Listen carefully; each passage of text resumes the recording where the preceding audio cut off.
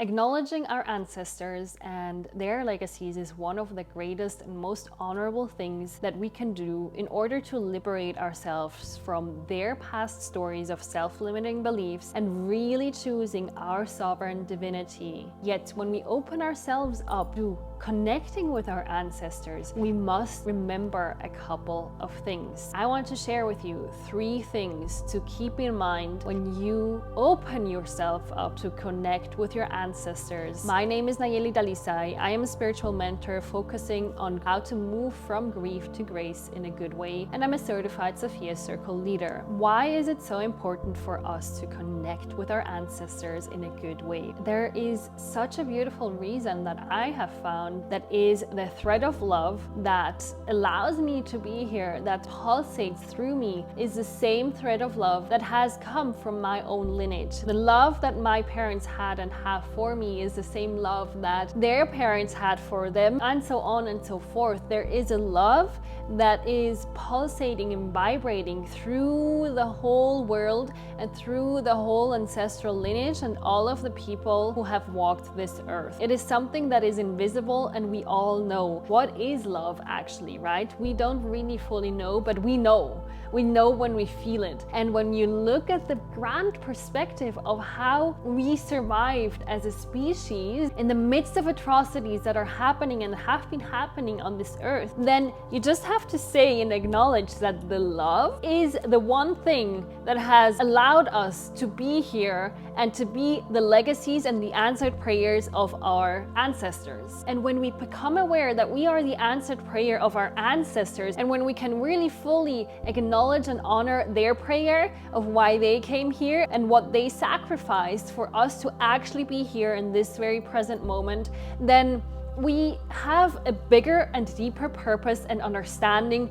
of why we are here. When we can really acknowledge the legacies of our ancestors in a good, sovereign, and codependent free way, it allows us to set aside the struggles, the wars, the lies, the illusions of another age in order for us to actually fulfill our legacies. The first thing for you to understand and be aware when you want to connect with your ancestors is that our ancestors, they are rooting for us. They want to see us strong. They want to see us in our greatest embodiment. They want to be supporting and serving us in the biggest way possible. However, it is also really important to understand that our ancestors, they are not ascended. They are not like the ascended masters who don't have any agenda. Our ancestors, most of them still have an agenda because of their human experience, because of their karmic experience and what their soul is choosing to still bring back into completion, into the zero state consciousness, right? It is important for you to choose to meet them in the heart womb of Sophia God, in the 7th plane of existence, where everything and nothing is created and destroyed, where everything is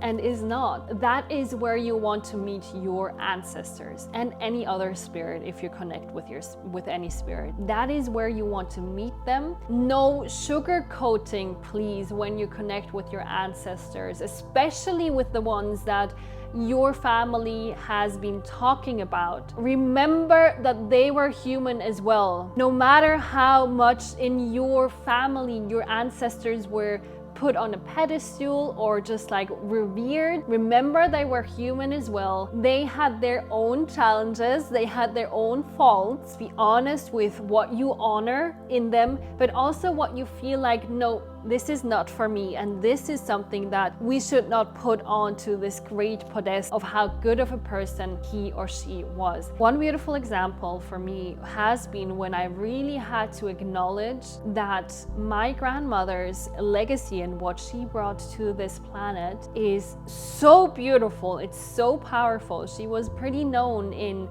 a certain area of society, and she did so much work. She did so much work at the forefront of consciousness during her time. In her family, she was very revered and she was very honored because of what she did, because of also like how she was attacked by others and how she just stayed in her truth. And I honor her fully and completely. However, I had to really detach myself from her legacy because our legacies are very intertwined. but I had to detach myself from the way that she operated from. At that time, that was very required. It was such a beautiful gift that she gave to empower so many women, and that obviously impacted me as a child and as a woman to be growing up in that presence. Simultaneously, I really had to acknowledge and cut the cords of her legacy, of what she believed, and she created her life through her beliefs. The love is there. The love is what connects us. Yet her experience is different to mine. And it was a very painful experience because I had to be very honest in calling out the things that I found were not in the highest alignment. This was something that I did internally. I did not have to pull her into that. I can still honor her for what she created. The second thing for you to remember is that you need to know your why. Why are you connecting with them? Where are you connecting with them from? How do you want to connect with them? How can you create that sacred space for you to actually experience their wisdom and not their codependencies? How can you set the stage for your greatest success? There's different ways that you can do that. The first and foremost thing, as I already shared before, is for you to meet them in the heart womb of Sophia God. That is a non-negotiable. You don't want to meet them any other way, because that's where all of the filters fall away. That's where their soul's wisdom can actually speak to you, can support you, and can be the wind beneath your wings. If you meet them in another place, then you are not setting yourself up for success, and they want to move through their own agendas. Just as you have your own filters and perceptions and agendas as well, we can acknowledge that they have theirs as well, and we want to have their purest sovereign experience of what they shared. We have such beautiful masters in our ancestral lineage, and we get to acknowledge that mastery, right, of them as well. We get to acknowledge that and receive the wisdom that their soul has acquired throughout history. The third thing that I already touched upon, but I really want to bring it into perspective, is that honor your ancestors. Honor them. Thank them for where you are today. Thank them for what they did, what they sacrificed in the times that they were living. Understand that they did their best, and connect with them from a grateful place and not from a resentful place. Thank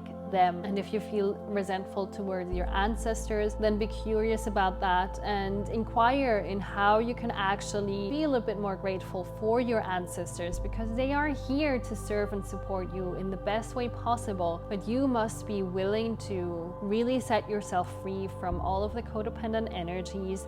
As a bonus point, I want to share with you how you can connect with your ancestors if you're new to this and you want to explore this. First of all, I created a guided meditation for you to connect with your ancestors in the best way possible, for you to receive their support and their messages. I'll put the link down below, and feel free to download that guided meditation. You can create an altar for them, obviously, and really honor them through the images that you have, through the candles that you light, through the incenses that you light. Just really be aware of when you create that, to create it in a sovereign space. You can invoke them and really ask them to be connected within your heart and to receive the messages within your heart. Know your why, as I said, and connect with them in the 7th plane of Sophia Christ consciousness. And you can also journal with them, and you can really receive messages from their lifetimes and their wisdoms that they have experienced and acquired and gained within their lifetimes as you do that. The beautiful thing is that the more that we integrate and involve our ancestral lineage in our